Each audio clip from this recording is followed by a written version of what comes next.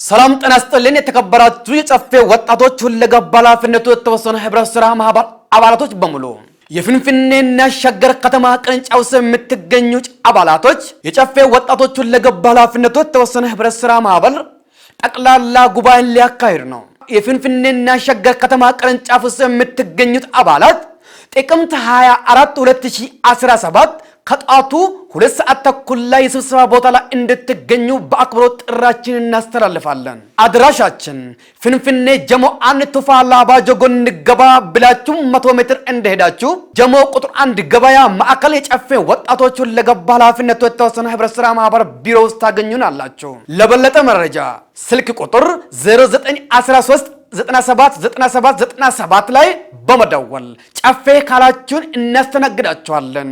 ጨፌ ወጣቶች ሁለገብ ኃላፊነቱ የተወሰነ ህብረት ሥራ ማህበር ጀሞ አንድ ፍንፍኔ